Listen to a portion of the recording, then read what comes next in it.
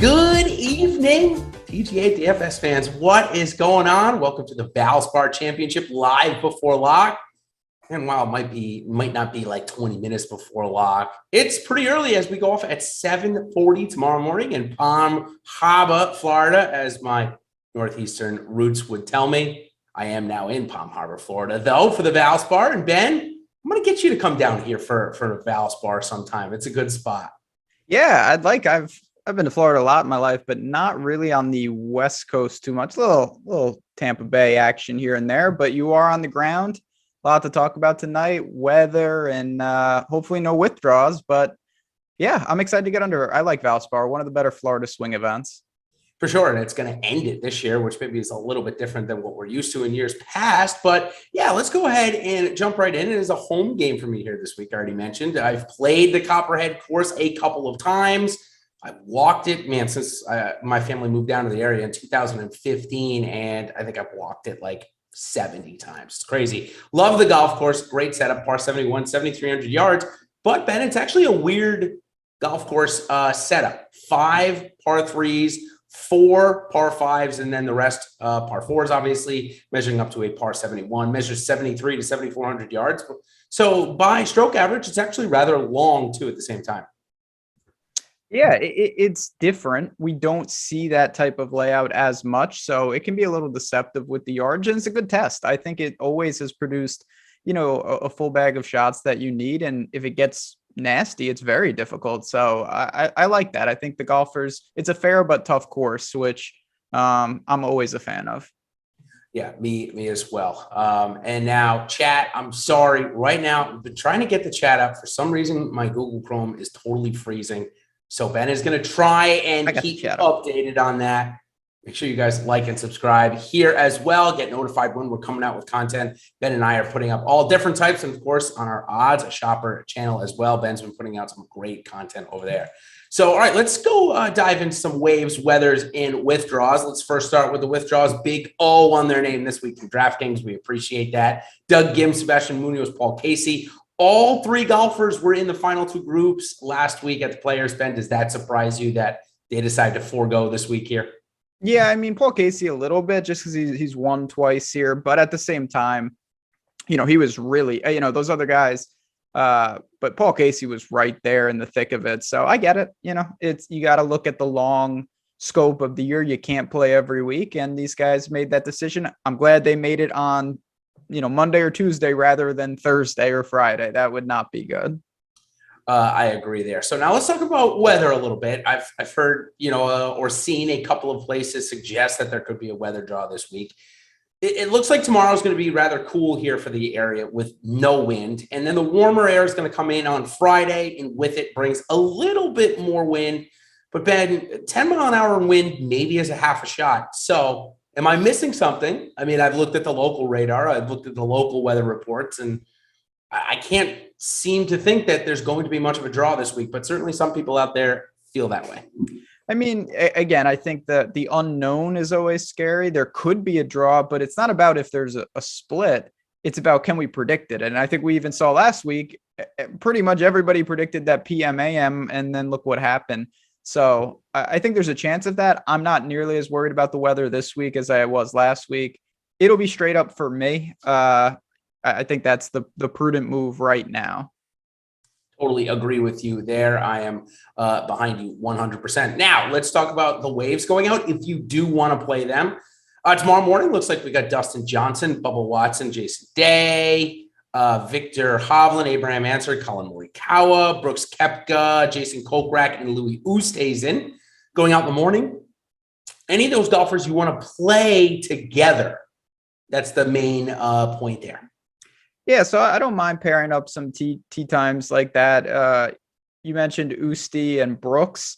I don't know what's going on with Brooks, but I might hold on there. I don't really have a ton of interest in Kokrak per se, but yeah, I don't mind that. And then you mentioned DJ's group. He was so crazy good on Monday. So maybe him and Day. I'm not going to force myself to do that, but if I'm close with guys, I'm happy to do that. I think there is something to drifting off each other. I do too. Certainly we saw it. And in fact, we saw it a couple of times last week. Streelman and Hovland. I believe in that third round together. Strowman went 600, Hovland went 400. You just see it throughout the tournament. Guys paired together and they end up playing well. So in that afternoon group, if you are thinking they're going to get a little bit of an advantage, Kevin Kisner, Justin Thomas, and Carlos Ortiz somehow sneaking in there. Shane Lowry, Graham McDowell, and Ryder Cup captain Henrik Stenson, along with Sam Burns, Gary Woodland, and Xander Schauffele. So Sam Burns, Gary Woodland, maybe similar type players there in terms of driving distance. You think they could draft off each other, or are you avoiding Woodland after the miscut last week? So Woodland's I've struggled with him the last couple of weeks. He's shown form. He hasn't shown form. He's been there. He hasn't. I don't think I'm going to go out of my way to target him, and I don't think I honestly will even get to him. But at the same time, I don't think there's anything wrong with the play. It's more, opportunity cost, and we'll dive into it. Noren, Keegan, guys in that same range that I prefer. Yeah, I'm pretty much with you there. All right, I think that's going to do it for our waves, weathers, and withdraws. And now before we go on and talk about and do some ranking here as we bring that little segment in. Before we do, though, I want to tell you guys, obviously, the NCAA March Madness tournament is starting. We've got Bryant from Smithfield, Rhode Island, of course. Got to throw that in there.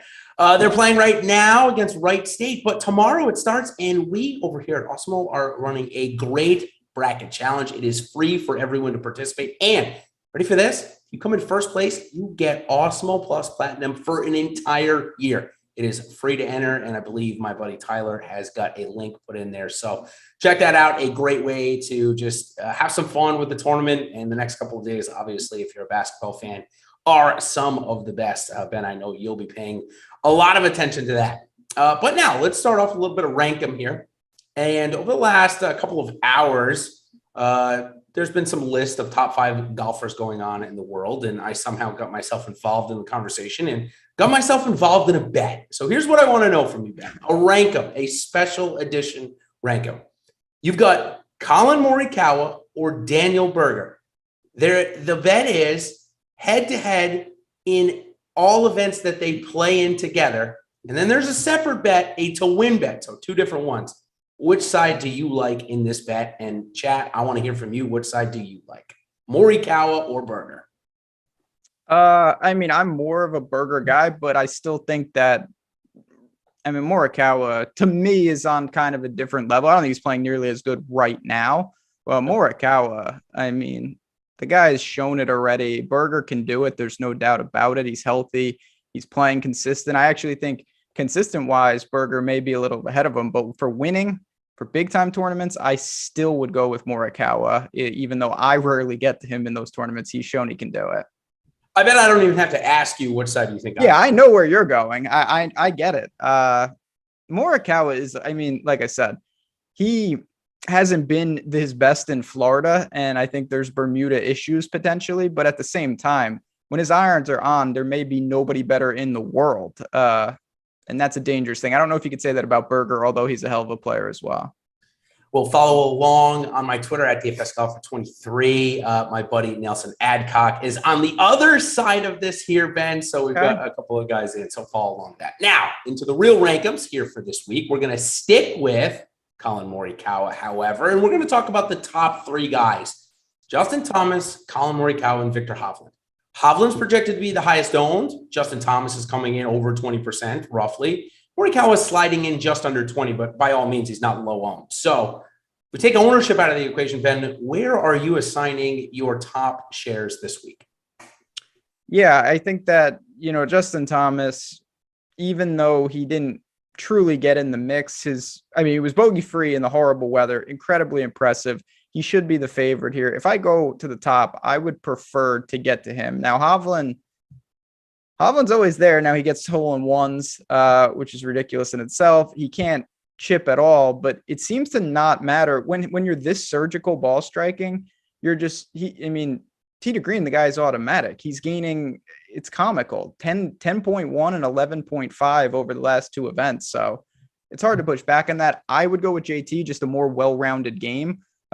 He's going to be more popular, though. Looking at our ownership, he could be the most popular, but Hovland's right there as well. 2 of the most popular plays of the entire event. Yeah, I totally agree. So for me, Justin Thomas had decent results here, but nothing inside the top 5. I don't know what that's all about. Maybe just missing that top end form when he comes here. For me, I think this is a great bounce back spot for Morikawa. The one thing, and I told you this last week, and I hate to sound like a broken record, but I said this about Cantlay and I said this about Morikawa. In my time of doing this, the one thing neither of them have shown to me is the ability to play in difficult conditions. Now, I've seen it much more with Cantlay, as Morikawa is obviously a lot younger and hasn't been on tour as long, but they both have that similar sentiment. We're not going to get that this week, and Morikawa obviously played in the absolute worst of the conditions. That stretch of marquee groups actually ended up getting the absolute worst. Brooks Koepka's in there as well. So for me, Morikawa, I think it's a great bounce back spot. He's my top allocation this week. I'm going with Viktor Hovland next. I think Hovland's just playing better top-end golf than Justin Thomas is right now. And Hovland came in third here last year in his first start. I think there's a great course for him. He hits more fairways than everybody else. He hits more greens than everybody else. And around the green, the rough isn't going to be as long as we had last week at TPC, which was the longest I had ever seen that rough, by the way. So I think the around the green will be a little bit mitigated here this week. Could be totally wrong on Hovland. And it's not that I don't like JT. This is how I would rank these guys. All right, now we got the next 3. I'm bringing in Louis Oosthuizen over 10K. Okay. So we got DJ, Schauffele, and Louis. Xander's going to be the lowest owned. DJ coming off that Monday 63 to backdoor a top 10. And then Louis, lives in Ocala. It's about an hour and a half away, sleeping in his own bed maybe. Where do you bring in Louis Oosthuizen this week? It's tough. I mean, Usti's a guy that obviously we know he can do it here. He was really close to grabbing that elusive win at Valspar. I do like him. And again, he had a rough go of it on Monday, but I like the game. We need that putter to get back. It was such a strength in 2021. It hasn't been a strength lately. I like him. I actually think that more people are going to overrate DJ's Monday. Not to say he can't do it. I don't mind him, but they're drawing from one round, whereas Louis' form is still very solid. It is. I mean, if you look at the breadth, he's still playing good golf.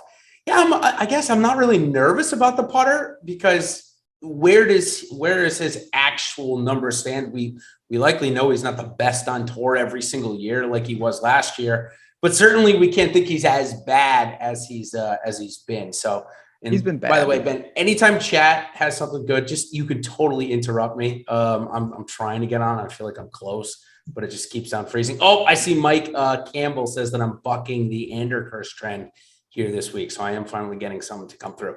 All right. So for my rank them there for those 3, looks like you're going Louis, Xander, Dustin. Is that right? Yeah, I think so. I mean, again, we're talking about elite players. Right. If you told me you want to play Dustin Johnson, fire him up. He's a very solid play, but I think I would rather play Louis and Xander. It was a struggle last week. Clearly he was in the wrong wave. The game is not in great shape, but I still kind of have an interest in Xander in these spots, particularly because I think this might be the first time he actually is near like 10%. It doesn't seem like he's going to be popular. And let's also make note, or I'd like to, for Xander. He was 4 under before having to come back out in the worst of the conditions. Started on 17, rinsed it, played 18, rinsed it twice. Yep. He was out of the tournament from there. So what do we really throw in there? I think that both him and Morikawa, the guys that played the terrible weather wave that are coming here this week, I'm really keeping my eye on because I feel like they want to get in a good start before they head to Augusta. Now, I know they have the WGC match play, but all of them have come out and said it's a different week. They prepare differently. They're not playing for a score. They're playing for a person. So it's just a whole different mindset. So I look for Morikawa. I look for Schauffele to have a bounce back week for sure. Now, when we go into the 9K range, we're going to start off up top with Ty Hatton, Shane Lowry, and Sam Burns. Sam Burns has definitely cooled off from his torrid run that saw him win the Valspar last year. On the other side, Ty Hatton and Shane Lowry are both playing pretty hot. So I'm going to be interested to hear how you rank these 3 guys this week. Yeah, so obviously some of the Euros have shown in these tough conditions they can do it. Lowry's been great. He had an ace. Sam Burns is the toughest one for me. I think I'm going to go down the line. I'm going to go Hatton over Lowry over Burns. And yeah, Sam Burns on Bermuda, it's a real thing. He was in the tournament too, and then he crumbled on Monday. Whereas but to me, just Ty Hatton is just playing extremely solid golf. He quietly had a nice showing at the Players, and he had been historically terrible there. He came in 13th. He's doing it all with the putter, but he also shows that in Florida, he can do that. So I'm not deterred, even though it is a ridiculous amount of strokes gained putting. Yep. I'm with you there. So yeah, this is a tough one. I'm fading Shane Lowry, I think, based on the projected ownership. I don't think this golf course is a great setup for him. He struggles with accuracy off the tee a little bit, and I think that's where you can get yourself into trouble here. So I'll go Lowry last. I'll move Burns above Hatton because I think that I don't know. That's a close one. Burns and Hatton are really close, and definitely fading Lowry for me here this week. We go into the higher owned 9K range. Matt Fitzpatrick and Jason Kokrak certainly are trending to be two of the higher owned golfers this week. And Abraham Answer is the third one I'll throw in there. Little less owned. Here's what I like about Answer, Ben. He's going to be the lead guy for me out of these three. Gained strokes in all four categories last week. Mildly, I'll put it, and not every day. But I think that shows us the game is rounding into for him. He's in a bit of a slump. Doesn't have a top 20 since the calendar year turned to 2022. So I feel like this is a great place to break out of that top 20 slump. He's done it here both times he's showed up to Tampa. Plus, good golf course for him. He definitely hits more fairways than everybody else. So I like Answer. And I think I'm fading the other two guys for the most part. I think Jason Kokrak's setting up to go to, what is it, Preston, England or London, England before the week before the US Open for the Saudi Arabia tournament. Now, it's not confirmed yet, but that's just my hypothesis. But Kokrak and Fitzpatrick are both fades for me this week. I don't like Kokrak. I like Fitzy. I think that he can bounce back. He was in the wrong wave. He missed the cut. No big deal. I don't love the ownership, but I also think this is a great spot for him in general at Valspar. It's a good track. I'm with you, though. Abraham Answer, this is again, accurate off the tee. He knows what he's doing, obviously has experience, and low-key trending. He hasn't exploded by any stretch. I'd be more than comfortable. He's kind of a weird starting point that'd be very balanced, but a second man in, Answer could find his way in a lineup, and I'd feel just fine. Mark James says, and the reason why I'm bringing this up is he says he wants rested players. So in your definition, what would that mean this week? Would that mean guys that missed the cut last week, didn't play, or maybe were never a factor in the tournament? How do you weight that here this week? Yeah, I think there's different levels of it. So like truly rested would be not played, but that just means you're probably not that good. Because it's the Players. Like, so I'm not saying I want, I know a lot of guys that weren't there. There was a reason for that. Would I have preferred my guy not to be in the thick of it? Definitely. I think that's, to me, the ideal spot would be like a Fitzy. He didn't play that bad. He was in the wrong side of the weather, and he didn't have to play like, in the craziness throughout the week. So I'm not going to be overly deterred, but I do think there are levels. That's why Paul Casey, I'm not surprised a guy like him or Munoz, if Lahiri was here and he withdrew, I wouldn't push back. Like, that makes a lot of sense to me. Fitzy, speaking of Fitzy, his younger brother, Alex, is also making his PGA Tour debut this week at the Valspar. He won the Valspar Collegiate, I think, right? I don't think he's the one with the sponsor exemption. The one with the sponsor exemption is Jackson Subar, who is a local Tampa kid that is somewhere up there in the PGA Tour U. But for Alex Fitzpatrick, it's conceivable, Ben, that we could have a set of brothers on the PGA Tour in a couple of years. This kid looks like he's pretty good. He's got talent, and Matt says he's better than him. So maybe not yet, but are you interested in playing the brothers at all together this week? No. That's a cool story. We'll see. Maybe this kid's good. I have no Alex Fitzpatrick interest.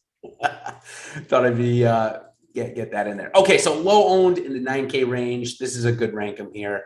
Brooks Koepka, Jason Day, and Tommy Fleetwood. Day looked good in the opening round on Thursday or Friday, whenever the heck he played. He shot 3 under 69, blew up in round 2.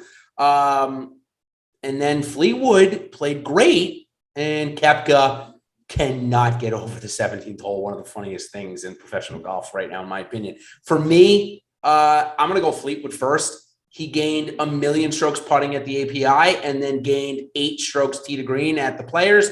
Mix those two together and we got a win. I don't think a win's coming, but I think we get a top 5 here from Fleetwood this week. That is one of my hot takes. I kind of just gave it away. But for me, it'll be Fleetwood, a little Koepka and Day. I don't think they have the profile to be good here. Yeah, I mean, this is where, again, these are the type of guys, I think in the outright markets, some of them are kind of interesting. Like Day was up to 65-1. I mean, these are talented players. Fleetwood he clearly played the best of the three last week, but, Day and Brooks had to deal with bad weather and whatnot. I know we're going to beat that to death. So I would go Fleetwood, then Day, then Brooks. Brooks, you just never know what you're going to get. I know the talent's there. It's just hard to really hone in on him at this point for me. Okay. Moving on. Seems like we're pretty much on par on those three. Give the chat there a minute to look that over. Obviously, Jason Day playing with heavy heart, losing his mother there a couple of weeks ago. Hasn't played here in quite some time, and neither has Koepka. So I do find it interesting that they added this event to their calendar. Obviously, with the strongest, this is the strongest field since I've been living in the area, 5 or 6 years. So I think a lot of players are using this as their last tune-up before Augusta. Match play is match play. It's a whole different animal. And we won't see many go to the Valero the week after that. So I think that's why we see a stronger field. Now that I've given Tyler a couple of minutes here to get the next range up, got Keegan Bradley, Russell, Knox, and Webb Simpson. I think 3 golfers that are very interesting. Will definitely garner some ownership. Keegan Bradley had a chance to win last week, has held the first round lead here, came in second last year.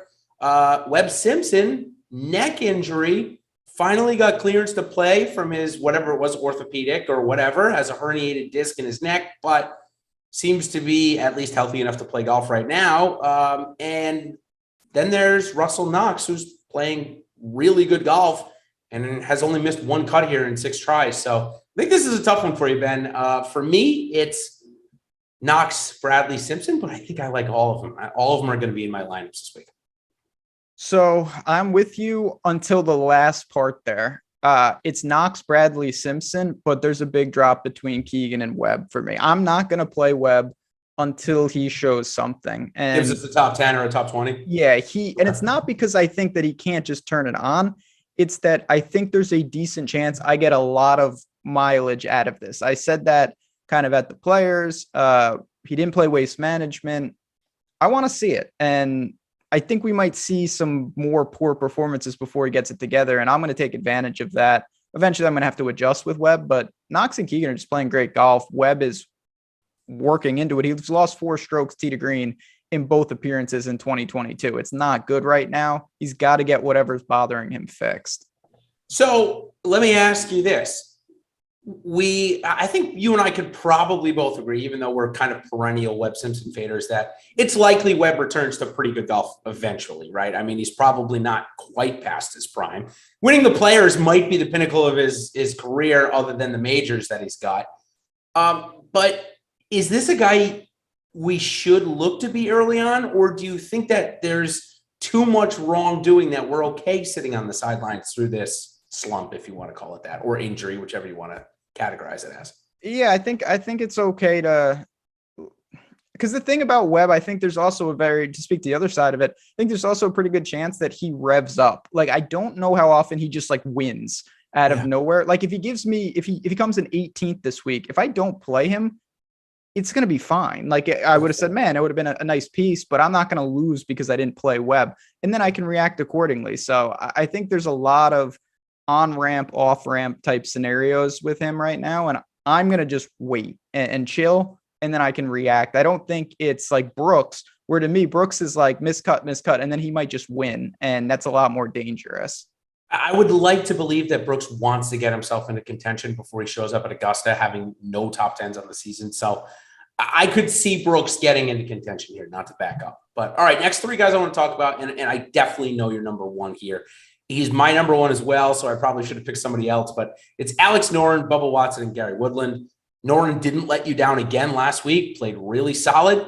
This is a great profile for him here. How much Noren is too much Noren this week, given that he's going to be under 10% owned? Why does nobody want to play him with us? Yeah, I'm a little confused at that part of it, because this guy has just been automatic in terms of ball striking, in terms of making cuts, top 5 in there. made, again, he was fine at the Players. I'm just going to keep playing him. Now the price has come up a little bit, but I'm not even remotely deterred. I have nothing to say. Noren's playing great golf, and until he changes or something drastically happens to his price or ownership, I will just continue to play him. I got Jay Lizzie bold on fading those previous 3 rankums, by the way. That's a lot of ownership to be fading there, I'd assume, with Bradley and Knox. I think I'm out on Gary Woodland for a little while. I think we saw the pinnacle. You and I talked about it last week that, 2 great starts kind of coming back into it. So I'll let him go in. I do have some interest in Bubba Watson, though. We know that he's a, kind of a course guy. He's got good history here. You need to be able to work the ball right to left to right to play well here. I think there's like 12 dog legs or something crazy like that. That honestly should play into Watson's hand. So I do like Bubba. I like Noren a lot more, though, here this week. All right, we got a lot of high-owned golfers in the 7K range. I got 3 that I want you to rank for me, and then we'll move on to our next segment here. It is Adam Hadwin, a former winner here, Christian Bezuidenhout, and Cameron Tringale. What do you got for these 3 here this week? Or you can tell me none of them if you really want to. It's trending that way. I think Bez would be the one I'm most interested in just because his profile, not strong off the tee, crazy good, short game and things like that. Hadwin's got some of that, so I'm not going to push back on him. I never play Tringale, and a lot of times it's a frustrating proposition. Lately, it's been to my benefit. It's probably why I've had a nice little run here, because he's been god-awful. At API and the Players, he's just been non-competitive. He lost 5 strokes off the tee in both of those.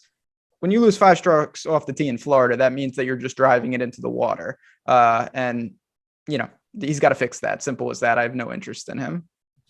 Yeah. Bezuidenhout, I definitely do. Hadwin a little bit. Tringale, not much at all. Yep. All right. Let's move on. Before we do, let's to our Make the Cut segment here. But before we do, let's tell you about a couple of good deals going on with the sponsor of our show here, Yahoo.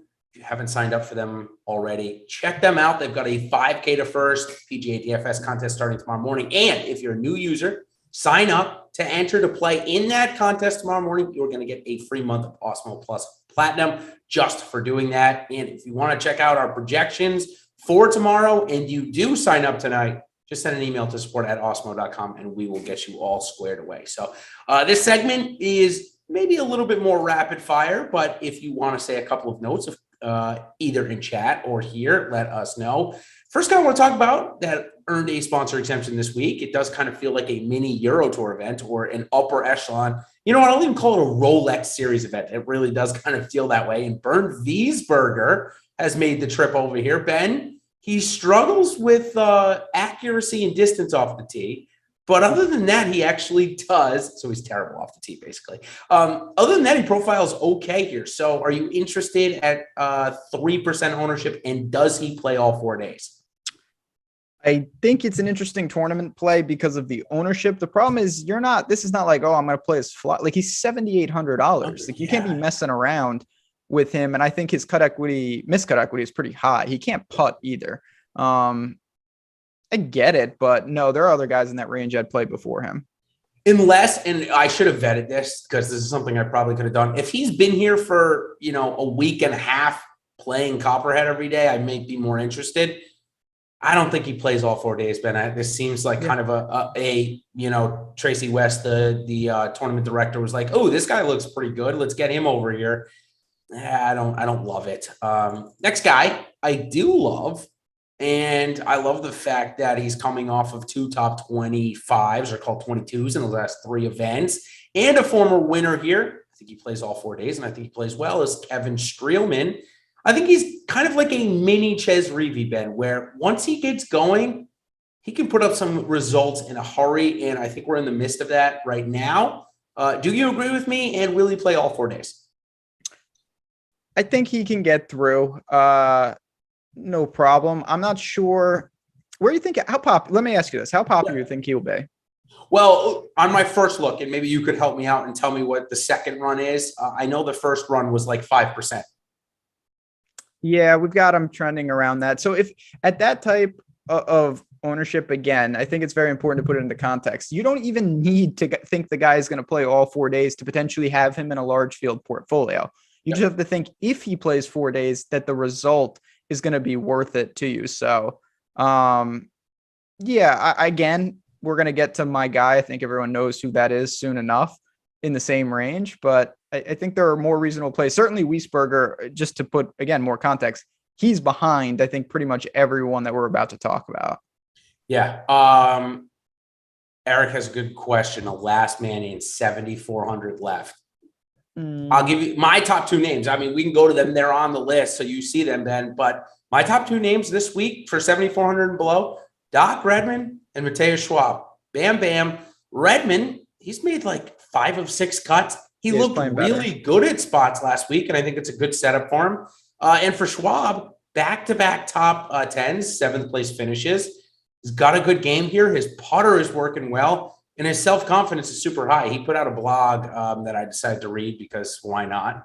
And he does seem like he's got some good confidence. He knows that if he pulls another top 10 here this week, I'm not going to say he's assured a job next year, but he certainly is well on his way to getting into the playoffs and then getting a really good priority ranking for next year. So I like Schwab and Redmond. If I had to pick one, man, that's a tough one, Ben. I think I'd lead Schwab here. How about you? I mean, I always like Schwab. I'm going to go with Denny McCarthy, though. I've been playing him for like a month straight. He's the best Bermuda putter in the world. He makes the cut every week. I really just feel good about him. Need the irons to be better for a top end finish, but Denny McCarthy is still playing pretty quality golf out there. Sure is. Now, I assume your guy, was that your guy or is Aaron Wise your guy? Aaron Wise is my actual guy. Aaron Wise at that similar price point in the mid to upper 7s. Yep. I know everybody is frustrated. I'm frustrated. He was on some big teams of mine. He lost 5 strokes putting again, but the ball striking is so good that it can even mask that. And that's almost the ceiling of how bad it can go on the greens. This guy is just, he's doing it ball striking. And I really think that you're going to see some improvements eventually on the greens. When that happens, I think he could win. I really do. He's 80-1 in the outright market. Now the floor is that's what I was going to ask you. Is Wise, because of his short game, is he a better bet? Because, obviously we know we need to put the ball in the hole. Listen, ball striking can only get you so far. At this event, if you look at the top 10 last year, I think the average strokes gained off the tee for golfers that came in the top 10 was like 0.3. So if he can't use one of his best skills, is it this where we're like, all right, you know what? If we get the hot putting week, he's going to win, just like Sam Burns did here last year. And I'll take the 80-1 and, deal with it on the DK side. Yeah, I think that's a very reasonable approach. I still want some interest because I think the guy is just a good player on top of everything. But there's no doubt that you can separate guys by volatility and say, you know what, I'll capture Wise's top 5 equity with a bet. And I won't be impacted by his miscut equity as much because it's not a big deal when you bet a top 5 if a guy misses a cut. It's a much bigger deal on the DFS side. Yep. Mackenzie Hughes, Brian Harman, I loop them together because I feel like they're similar players and why you're rostering them. You're rostering them for their putting ability. So Brian Harman has struggled to make the cut here. Does he buck that trend? And Mackenzie Hughes has struggled lately. Does he buck that trend? Yeah, Mackenzie I think they're both overpriced, or Mackenzie Hughes definitely is. He is. He's another one though. Like that guy, not the same as Wise at all, but in the same concept. Like if he gets it clicking, he can get crazy hot. I mean, even over the past snapshot of his last 10 events on tour, he's got a handful of missed cuts. He also has a runner up and a 4th. Like it's a big spread for him. I can't play everyone, so he's behind Wise. I think he finds the weekend though. Not the safest play though. Don't play him in cash if that's anyone's thinking that. I wouldn't do that. Milton in our chat, he brings up 2 good names. Joel Damon at 7,100. I think this is a good setup for him here. I actually like Joel Damon a lot. I didn't at the beginning of the week. Now I'm warming up to him. And let's see who, Kazire, 7,200, has made the cut 3 or 4 times, but hasn't finished inside the top 3. Yeah, I don't, it's funny. The question was I must be way off. I don't think so at all. I think these are also just very solid names, different names. Yep. Joel Dahman, he's a good price. 71 is very, very interesting. Again, making cuts, flip the putter fights, etc. Yeah, laying down the law. And I assume that he was probably right without knowing. It just seemed like that because Hovland's kind of like me. Like you wouldn't say anything unless you really needed to say something. But well, did you watch the video? I did not. Okay, Hovland definitely talked way more than Damon. Way more. Like the telecast was like, oh, Damon and Berger almost came to blows. It was Hovland and Berger almost coming to blows. Like, I can't wait to watch this Ryder Cup matchup in years to come. I think it's great. That would be awesome. Yeah, maybe unfinished business. Or even in the match play coming up in a couple of weeks, throw them in the same pool. I am all for it. Nonetheless, I really do like Joel Damon here a lot this week. I'm not going to lie to you. Damon or Kazire? Damon. Okay. All right, let's talk about a couple of other guys. Let's go back up top. Francesco Molinari has made a couple of cuts in a row. Does he continue that streak? Probably. Flashed in the pan last week. I mean, found himself in the top 10 at one point. Yeah, I mean, I'm sure he does make it. He's solid. I really have no gauge. I rely, of course, on our tools for guys like that. The ownership checks out only around 5%, so I get it, but I just have no context of how good he is relative to his peers. So his price is always orphaned in my mind. Like, he could be 9,000 or 6,000, and I wouldn't really be that surprised.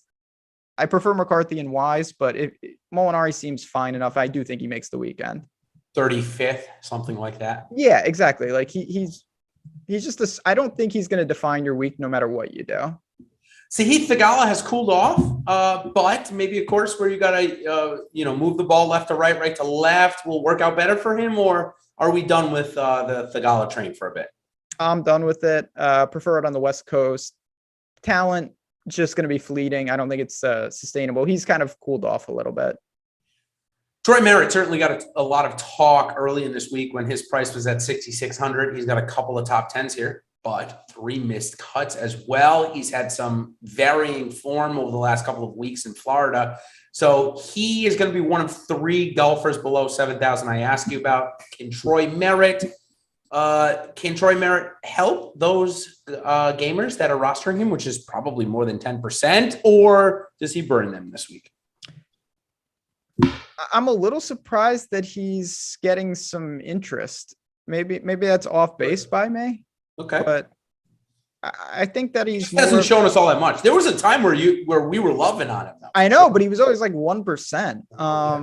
And that part is a little interesting. So it's not that I think that he's going to burn everybody. It's just, for me, it seems, I don't know, a little unnecessary to go to like a chalk guy. I don't think he's that much more likely to get there than guys at 150 ownership, a fraction of it in the mid 6s. One of those guys is Kramer Hickok. I would think that he's playing just as good golf. That's what I'm saying. Like, why is he that much lower owned? I don't get it. And I went to Hickok instantly in that format. When I was down at 6,600 or below, I'm like, well, I'll just go to Kramer Hickok, who, again, seems like he's playing some pretty good golf. He's made the cut here a couple of times. When he's come, he hasn't missed it. So, I'm with you there. So I'll throw it back to you about Hickok. You think he plays all 4 days and kind of continues that mini streak that he's got going?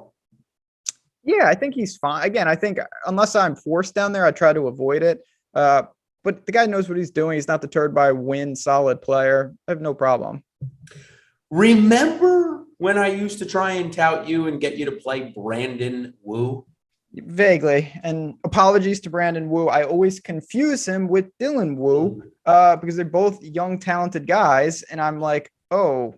You weren't the only ones that confused Dylan Wu with something else this week. That's like Ryan Brehm and Ryan Blom. Right. Two literally Come on now.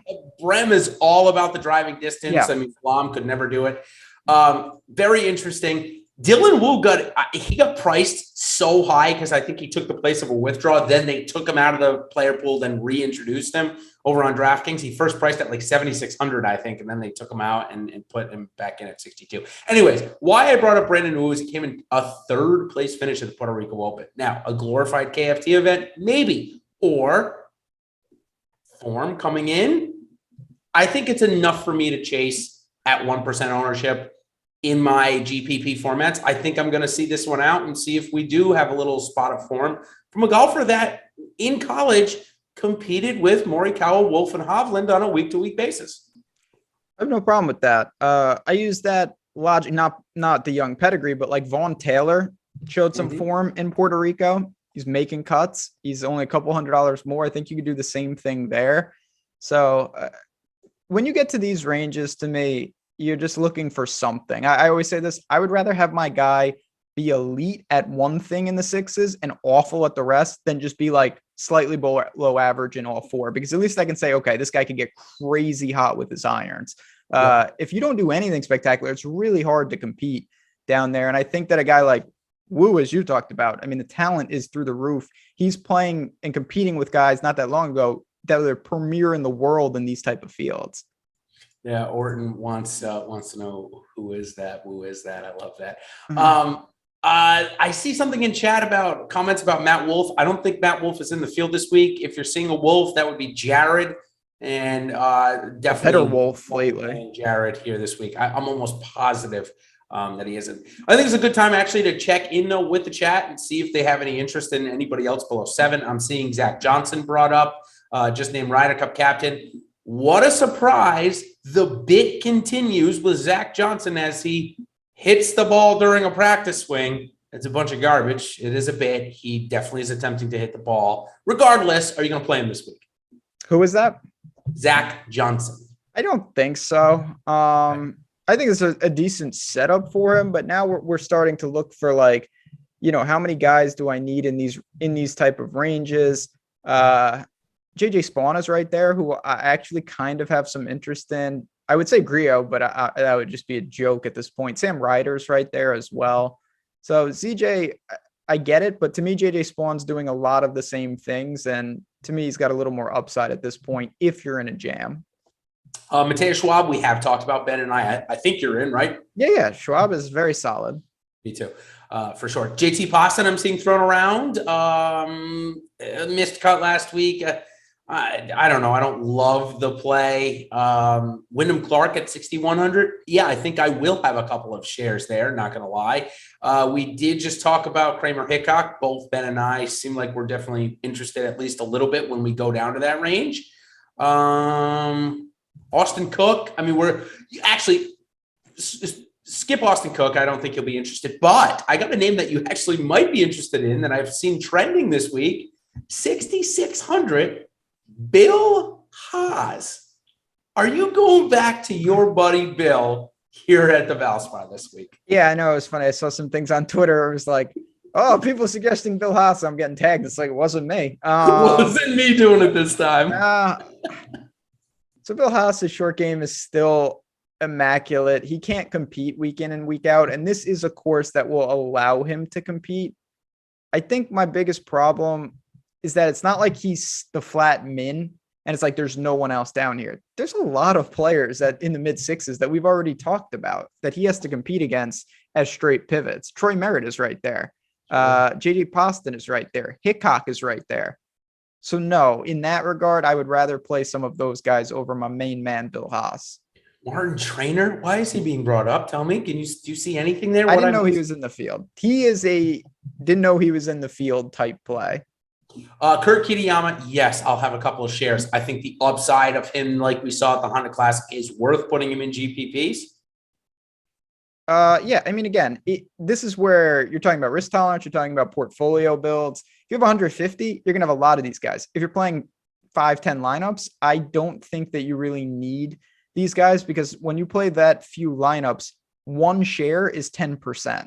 So you've just like 20x'd your exposure to some of these like 0.5% guys. You can't be as nuanced. And I think that's an important lesson when you play smaller field stuff.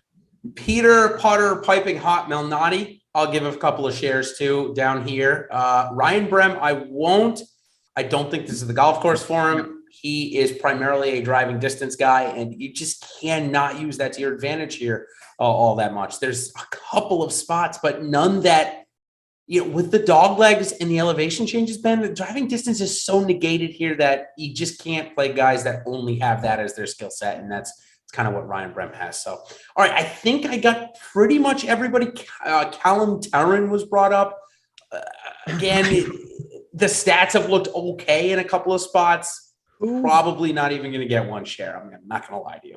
I'm out. I understand why he's being brought up. I remember a time that when Tom Hoagie was getting like one start every 3 tournaments and his stats were like great. And everybody was like, hey, when is this Hoagie guy going to play good? Well, now he's played good. Now you see when he played good. Is Colin Terran going to be the next Tom Hoagie? Probably not, but maybe.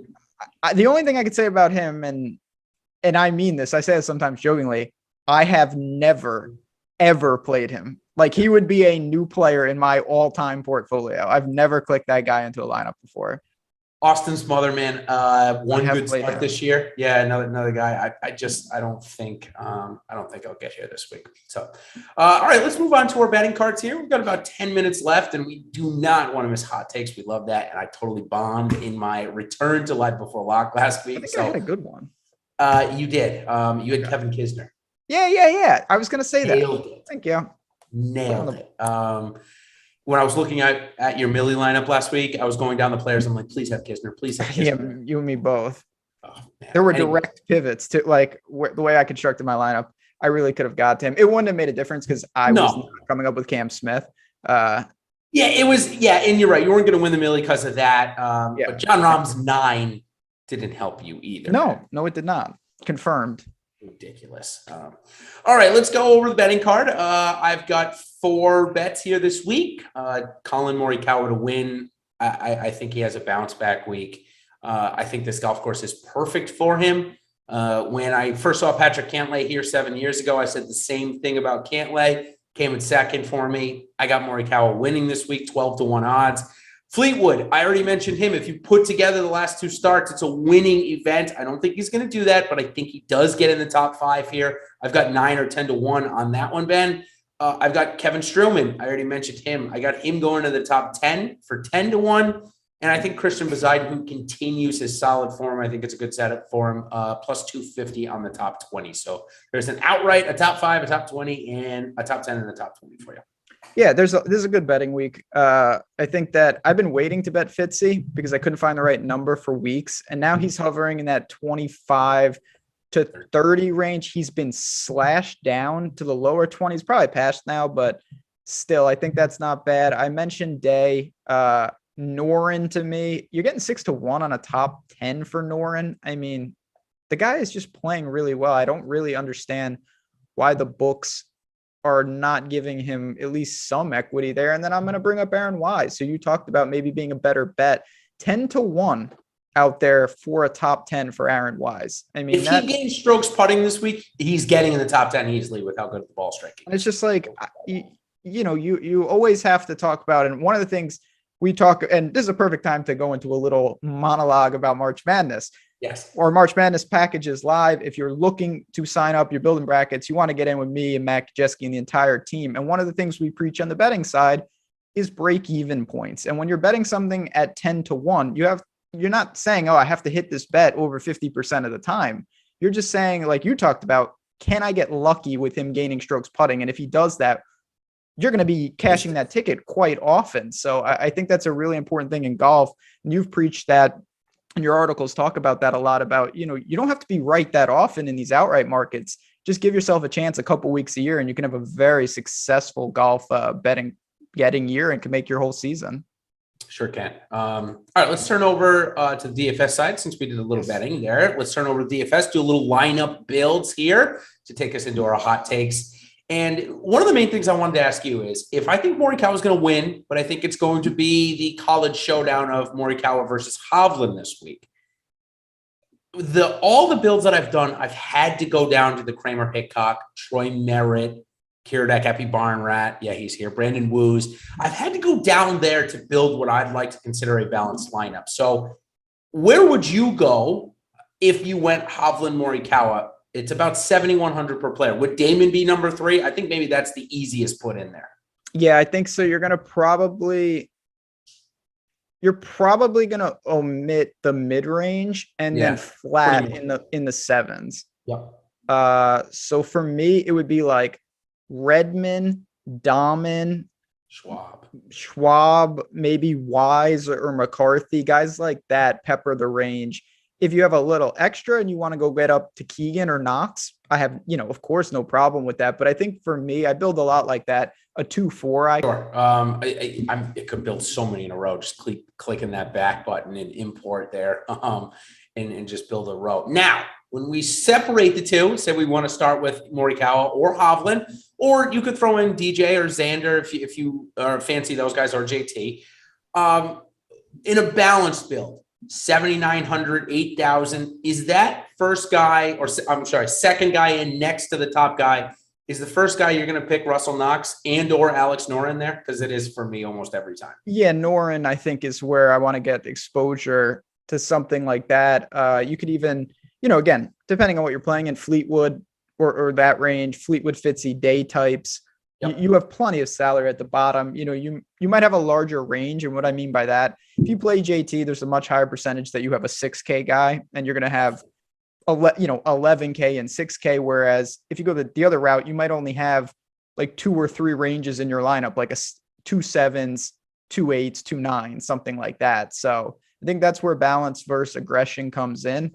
This week, I don't think there's a lean for me. I'm comfortable in the 6s, and I'm comfortable in the mid range. I've loved building with the forecourt when I don't use Morikawa or Hovland or somebody else up top, like starting with Answer, Fleetwood, Noren, even throwing in Russell Knox there as guy number 4. I believe that gives me enough win equity. I know I'm giving up the best players in the field, but I'm stacking what I would consider the next 4 best players in the field. Also throw in Keegan Bradley in there, you mentioned, with Knox and Noren in that range to pair with Fleetwood and Answer. I like Fleetwood a lot, though. I'm not going to lie. 5% ownership, playing good golf. I think it's a good setup for him. So, all right, those are the builds that I think we pretty much covered. Do you want to mention anything else, or you think we nailed it there? No, I think like anything, week after, I'll be on, like we always try to be honest on the show, the week after major tournaments, I always think is a little loopy. You don't know exactly where guys' heads are at, and you can see some weird stuff. There's no real way to quantify that. I just think, keep that in mind with, it's just tough. I think there are some players in my mind that look at last week, even though it's the biggest purse, they don't care. Jordan Spieth did not give 1 iota to play in that golf tournament last week. I mean, I watched every shot of his. He did not take any time. He didn't care. And obviously there were some players like JT that took the weather draw and was like, hey, I'm going to play my best golf. Schauffele, Spieth did not care to be here. That's why I'm okay going back to Xander here this week, because he's got to play good before Augusta. You can't just show up at Augusta and win unless you're playing good golf, or unless, of course, you're Jordan Spieth or Tiger Woods. Okay, now on to our hot takes. I've kind of already gone into this. Morikawa on a bounce back win. Maybe that's not too hot of a take. So I'm going to let you go first, and then I'll bring out another one. My hot take. Again, I've said this. I know people, it's wise and whatnot. Some of his numbers are just obscene though. Like 22-1 for a top 5. Like that's ridiculous. That's better than some of these guys' outright numbers. I think we're going to see kind of a long shot winner this week. I really could see someone like that. You know what? I'm going to back up. I'm calling an audible at the line of scrimmage. I was going to go with Wise. I'm going to say that Noren wins. I think Noren really, really can get it done. He's been close so many times. He's worth being on the betting card. Alex Noren, if he gets going and gets in this could be his breakthrough here. I think he's playing well enough to actually get it done and punch a W. Somebody asked you earlier in this if he'd be a good one and done pick. And I want to ask you, I used John Rahm in both of my leagues last week, and obviously a big disappointment. Is Alex Noren that kind of against the grain pick that if he wins could get me back into it? Or do you think that enough people are going to choose him where, if I'm looking to go against the grain, I need to pick somebody else? No, I actually think it's the opposite. Yeah, I think he's more than certified to be aggressive and different. I also think, this, you don't have to start saying I didn't have Cam Smith. I need to take Callum Trainer or whatever the hell that guy's name is. Brandon Wu. You can get right back in it with a good hit in a couple spots. And I think Noren is a nice aggressive piece without being crazy. I don't think it's the time to get nuts just yet. All right, I'm going to stick with Brandon Wu, though. I think that sometimes all it takes with these guys with a ton of talent is one start to get their mojo going. I've also been told by players years ago, one player specifically, that golfers that are not top tier make all of their money in a 3-week span. So, okay, I'll go with that for Brandon Wu. Maybe that'll happen with Keegan Bradley and Kevin Kisner and Russell Knox. We'll see. I like all those guys, by the way, though. Sadly, because it's just the Valspar, DraftKings doesn't have that top 10 for all these 3 guys bet. I would have loved to do something on Bradley, Noren, and Knox, though. I think those 3 guys, all the top 10, if DK had offered me that, I would have loved to jump on that to try and continue that good form. So, all right, that's going to do it. Morikawa bounce back win for my hot take, along with Brandon Wu on the top 10. I think it happens again here this week. Ben is telling me Alex Noren is going to win. I am here for that as well. And we are going to be back here next week for a double week. We're going to focus mainly on match play. That's going to start on Wednesday night. There's also going to be a Dominican Republic event, which they will put up contests for, but primarily our content will focus on the match play. We'll give you guys the updated schedule once we get official tee times and the alike. So until next week, everybody, thank you for joining me here at the Valspar Championship. If you are going out, I'm going to be going with my little guy tomorrow, James. So stop by and say hi to me if you're out there. So until next week, everybody, cheers and good luck.